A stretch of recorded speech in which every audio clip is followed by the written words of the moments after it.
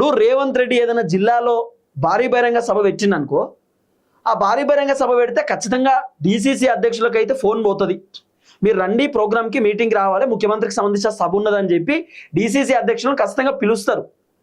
కానీ రేవంత్ రెడ్డి మీటింగ్ ఉంటే పిలుస్తలేరట.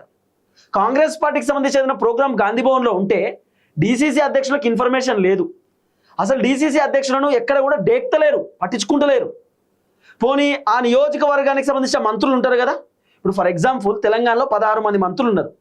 ఈ 16 మంది మంత్రులకు సంబంధించినటువంటి నియోజకవర్గాలలో జిల్లాలలో కూడా ఆ జిల్లా అధ్యక్షులు ఉంటారు కాంగ్రెస్ పార్టీకి. ఆ అధ్యక్షులని మంత్రులు పట్టించుకుంటలేరట. ఇప్పుడు ఒక మంత్రి ఓ దగ్గరికి శంకుస్థాపనకు పోతాడు. శంకుస్థాపనకు పోతే అక్కడ ఉన్నటువంటి డీసీసీ అధ్యక్షుడికి ఫోన్ చేసి, మరి ఇక్కడ శంకుస్థాపన ఉంది, మీరు జిల్లా అధ్యక్షులు కూడా మీరు కూడా వస్తే బాగుంటుంది, మనం అందరం కలిసి ఇక్కడ శంకుస్థాపన చేద్దాం, రిబ్బన్ కట్ చేద్దాం, లేకపోతే బటన్ ఒత్తి శంకుస్థాపన కటన్లు ఓపెన్ చేద్దాం అనేటటువంటి ముచ్చట, ఒక కొబ్బరికాయ కొడదామనే ముచ్చట డీసీసీ అధ్యక్షులకు చెప్పాలి కదా. అసలు మంత్రులు మినిమం డీసీసీ అధ్యక్షులకు ఇన్ఫర్మేషన్ కూడా ఇస్తలేరు. డీసీసీ అంటే డిస్టిక్ కాంగ్రెస్ కమిటీ మెంబర్, అంటే చైర్మన్ అన్నట్టుగా, మొత్తం కాంగ్రెస్ పార్టీకి సంబంధించిన జిల్లా చైర్మన్ అన్నట్టుగా. అంటే ఆ జిల్లాకు ఆయన ప్రెసిడెంట్, జిల్లా ప్రెసిడెంట్కి మినిమం చెప్పాలి కదా, ఒక ఇన్ఫర్మేషన్ అని ఇవ్వాలి కదా. ఇన్ఫర్మేషన్ ఇచ్చే పరిస్థితి లేదు.